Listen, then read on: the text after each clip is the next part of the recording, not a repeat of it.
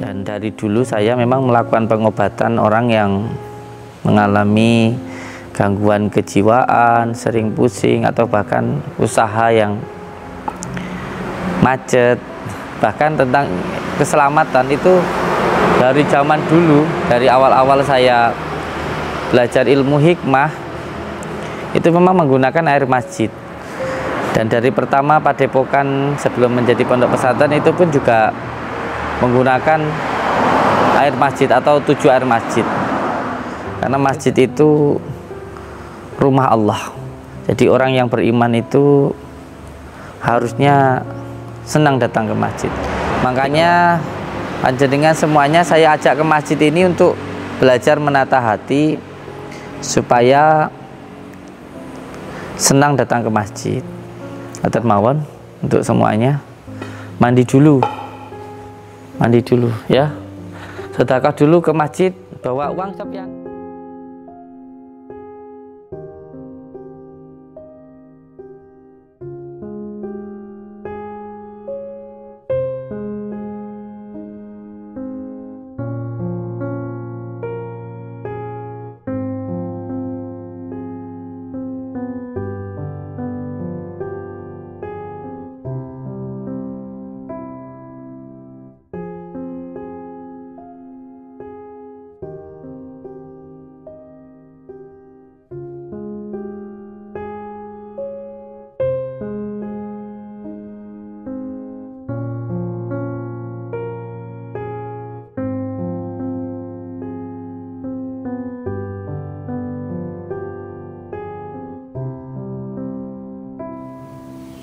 Alhamdulillah malam ini kita berada di masjid ini untuk sholat taubat, sholat hajat. Itu adalah amalan utama dari pondok pesantren Nuswantoro. Nah, yang akan kita lakukan ini nanti yang pertama sholat taubat 2 rakaat.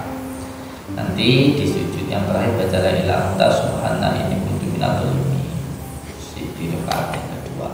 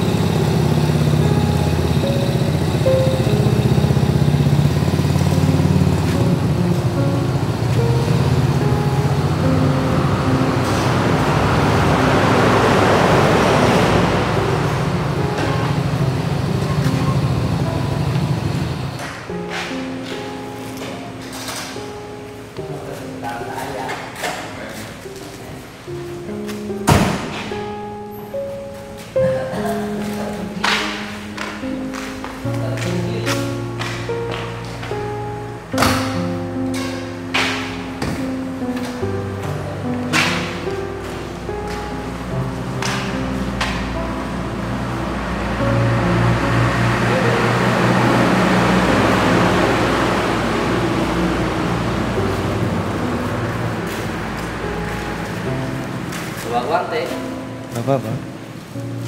Ada Sofyan. Ada.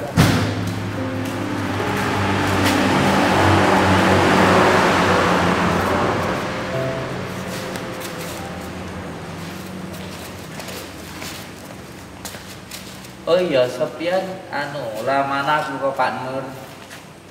Maksudnya kegiatan malam. Ya ini kan kita dulu belum musyawarah toh. Maksudnya kegiatan malam itu kalau memang nggak mampu, nah itu nggak apa-apa.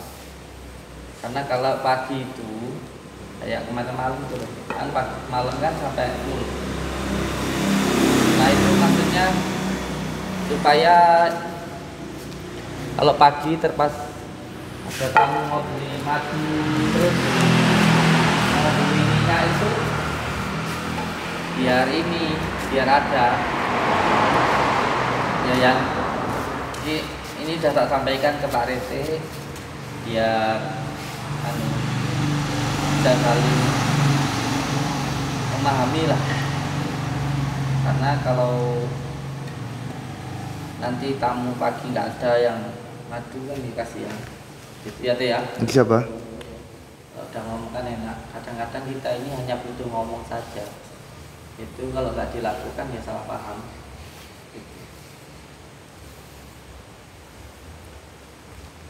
Assalamualaikum warahmatullahi wabarakatuh. Jadi tempat ini menurut dari Gus Idam itu cucunya wali Allah. Jadi tempat ini menurut Gus Idam, jadi saya pernah bertemu beliau itu ketika saya diundang pengajian waktu itu dengan izin Allah, karena di pondok kita lewat Pak Nur itu ada, kita bantu masjid itu, bikin masjid di sana. Jadi ada pembangunan masjid di sana depan itu. Beliau datang ke pondok, alhamdulillah kita bantu beli gentengnya waktu itu sama Pak Nur. Akhirnya diundang di pengajian peresmian masjid itu. Di sana saya ketemu sama Gus Idam. Jadi Gus Idam itu menurut saya, insya Allah beliau itu cucunya wali Allah. Nanti insya Allah ada waktu kita sowan ke makomnya pendiri pondok Mantenan, gurunya tempat pondoknya Abah Hali, yaitu guru jenengan.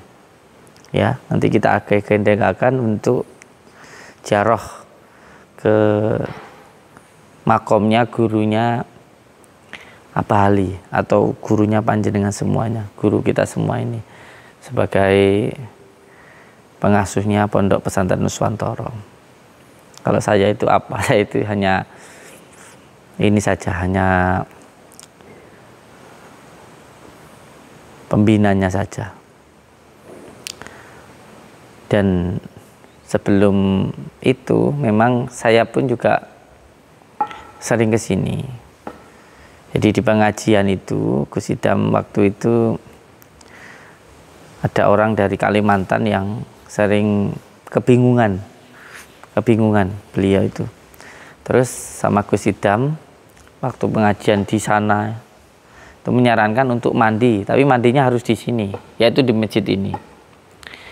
Dan memang menurut warga sekitar dari dulu memang masjid ini keramat. Bahkan ada orang sepuh yang dulu selalu menyampaikan kalau pengen selamat, terutama sopir-sopir itu sedekahlah di masjid ini. Jadi masjid ini. Dan nggak tahu kenapa dari dulu tarikan memang saya senang ke sini, gitu, senang ke masjid ini. Dan itu masjid ini memang dekat dengan makomnya wali Allah. Dan dari dulu saya memang melakukan pengobatan orang yang mengalami gangguan kejiwaan, sering pusing, atau bahkan usaha yang macet. Bahkan tentang keselamatan itu dari zaman dulu, dari awal-awal saya belajar ilmu hikmah, itu memang menggunakan air masjid. Dan dari pertama padepokan sebelum menjadi pondok pesantren itu pun juga menggunakan air masjid atau 7 air masjid. Itu dari dulu yang saya gunakan. Karena masjid itu rumah Allah. Jadi orang yang beriman itu harusnya senang datang ke masjid.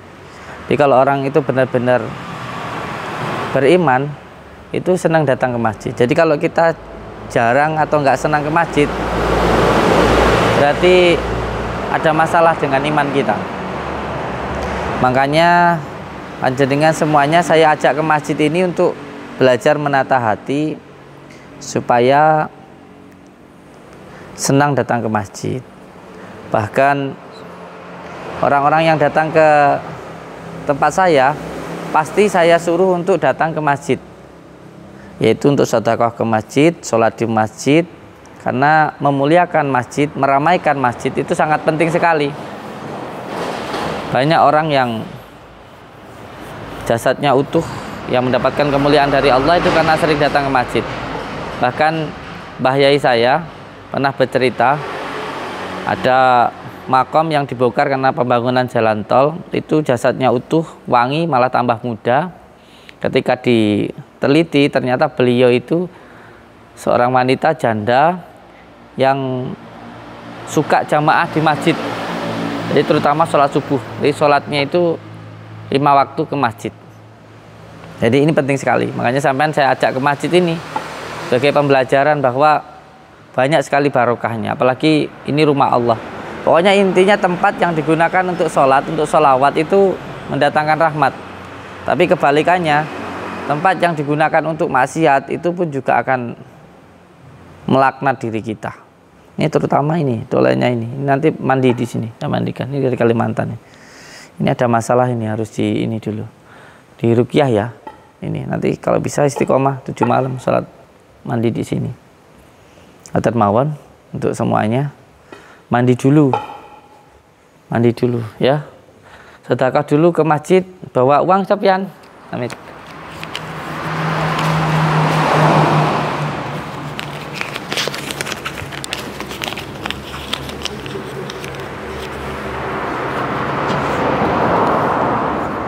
Ya mandi dulu.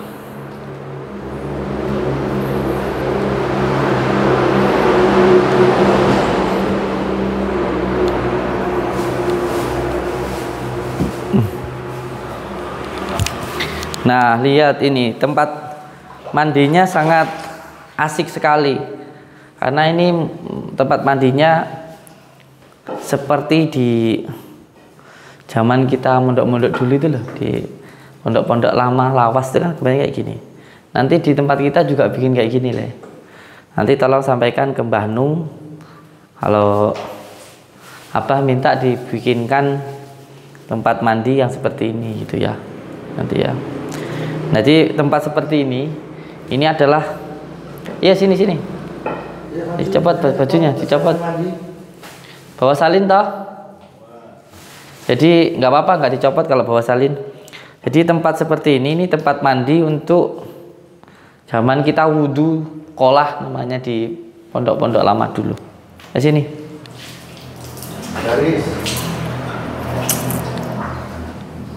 Wudhu dulu monggo. Mandi wudhu dulu. Kowe ganteng men to, Yan. Kerambumu mulet ngono.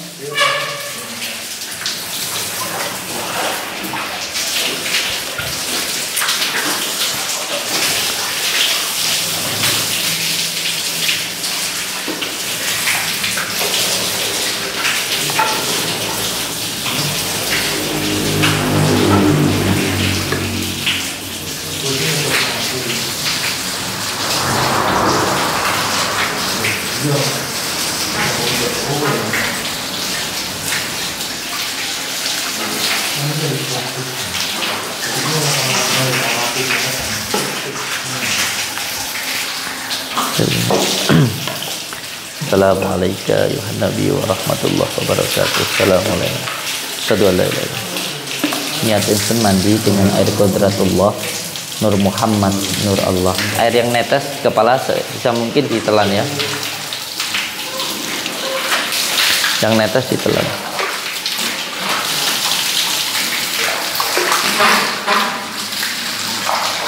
Ini deh.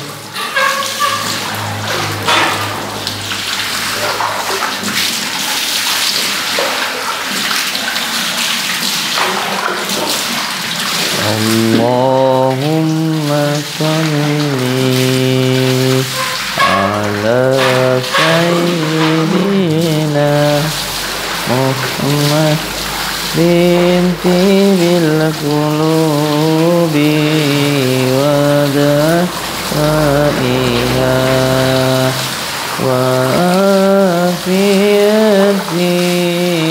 الأبدان وارتفاعها ونور الأبصار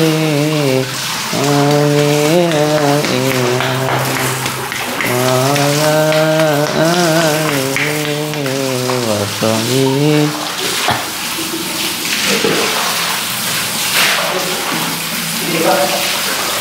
Ya wes, udah. Wudu lagi kayak ganti baju. Apa? Wudu ganti baju. Allahumma sholli ala sayyidina.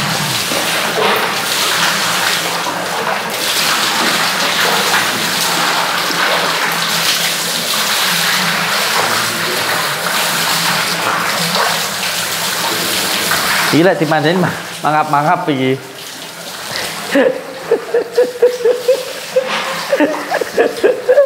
Wis, engko pingsan. Awake kaya jangko lho. Ngene keder lho. Ngeterani lek. Keder lho tadi. Al-Fatihah. Allahumma shalli wa sallim wa barik ala sayyidina Muhammad.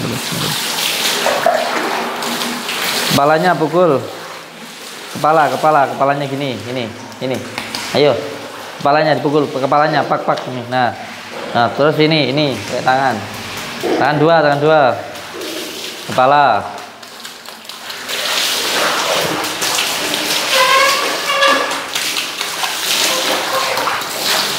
Pun, dah monggo.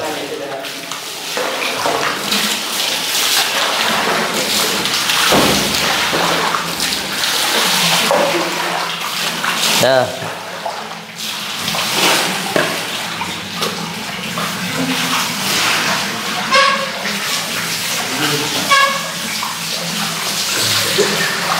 Kenapa pakai tasbih mandinya?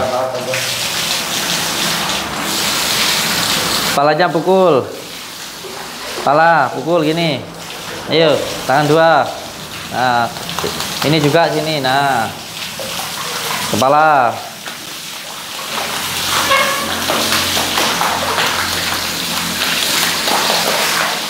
Ini soalnya ada gangguan di nasab ini orang tuanya ya sering pusing ini. Tegak.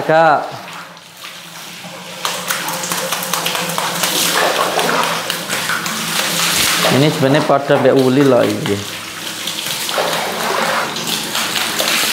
Karo ulum Pak Ulil.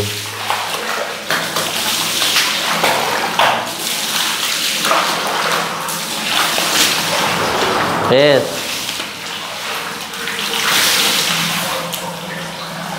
Yo sini Ulul. Ulim, apa namamu? Ulum. Yang sabar ya Ulum ya. Semoga kamu mendapatkan ridha Allah, barokah ya. Hidupnya lebih baik lagi.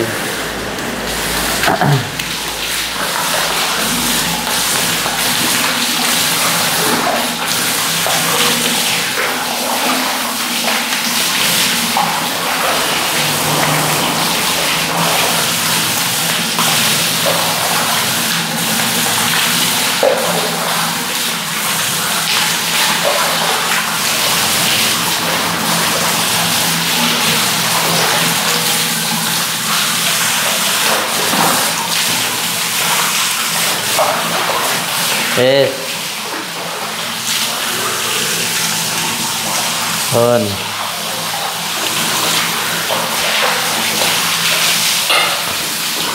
Kalimantan nih. Allahumma sholli wa sallim.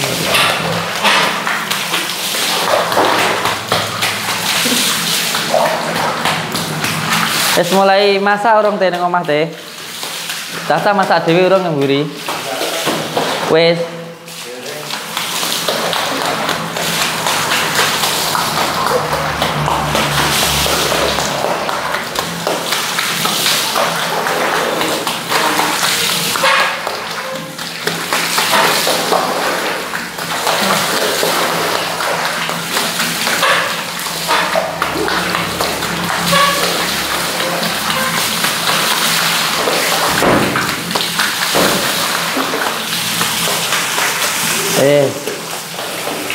Ton.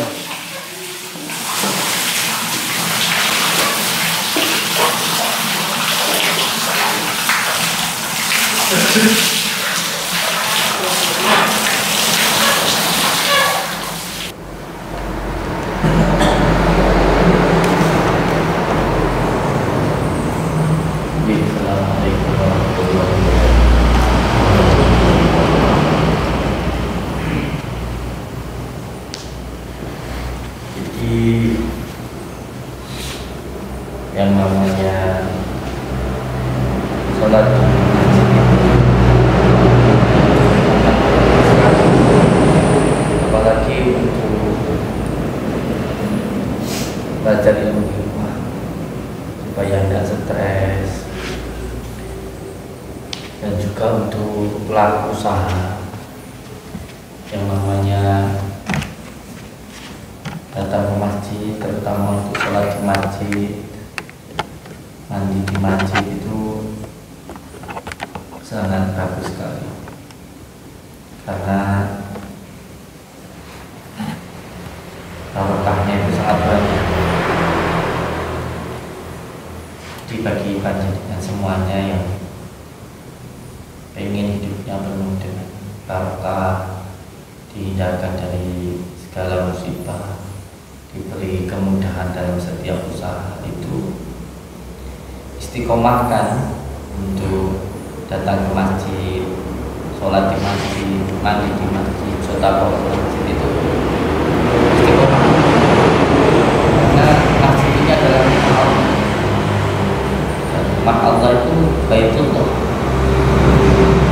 Kalau kita bisa atau mampu datang ke rumah Allah yang pusatnya berada di Mekah sana, ya sering-seringlah datang ke masjid. Nah, masjid itu adalah rumah yang pertama baginda Rasulullah bangun ketika dakwah itu ke masjid. Di masjid itu sangat vital dan sakral sekali. Kesakralan ini hanya dirasakan, dirindukan oleh orang yang rindu, yang dekat dengan Allah, baginda Rasulullah Shallallahu Alaihi Wasallam. Dan alhamdulillah malam ini kita berada di masjid ini untuk sholat taubat, sholat hajat. Itu adalah amalan utama dari Pondok Pesantren Nuswantoro. Karena saya dulu dijalankan oleh guru saya itu dengan sholat malam, maka itu juga lah yang saya jalankan untuk panjenengan. Nanti kalau sholatnya sudah benar, disempurnakan dengan sholat taubat, sholat hajat, sholat sunnah yang lainnya, tambahkan lagi dengan sholawat. Nah, yang akan kita lakukan ini nanti yang pertama sholat taubat 2 rakaat. Nanti di sujud yang terakhir baca la ilaha illa subhana inni kuntu minadz dzalimin. Di rakaat yang kedua 41 kali. Lanjut dengan sholat hajat 4 rakaat. Rakaat pertama surat Al-Ikhlas 10 setelah Al-Fatihah. Rakaat kedua 20 setelah Al-Fatihah. Rakaat ketiga 30 Al-Ikhlas setelah Al-Fatihah. Rakaat keempat 40 setelah Al-Fatihah.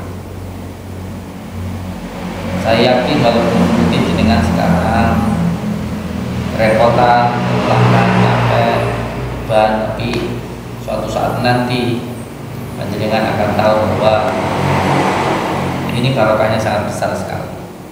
Apalagi kalau panjenengan mau istiqomah, nanti insya Allah dengan rumah tangganya bahagia, mencari sandang pangan itu nggak kesulitan, dipermudahkan oleh Allah, dan anak-anak panjenengan pun soleh dan soleha. Kalau panjenengan mau istiqomahkan, tidak apa-apa sekarang sampai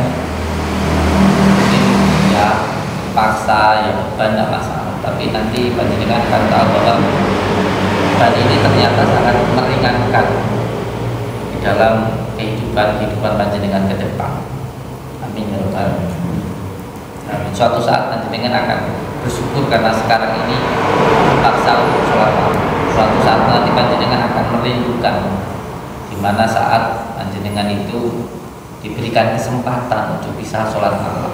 Karena ketika nanti panjenengan sudah menikah, kesempatan itu tidak akan mudah seperti sekarang.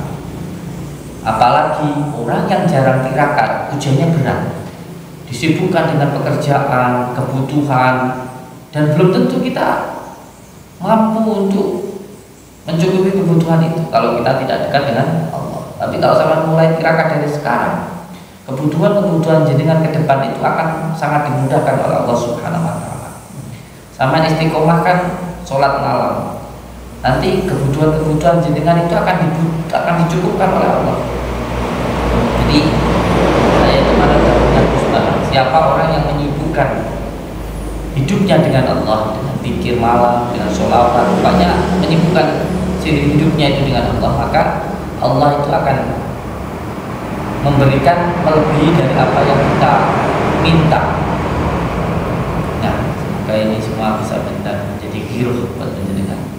Nah, supaya tidak jadi beban, lain sakatim lah di dalam disyukuri saja. Ini waktu ini masih sempat, waktu ini masih ringan, nanti meringankan begitu. Nanti akhirnya nggak jadi beban ya. Allah.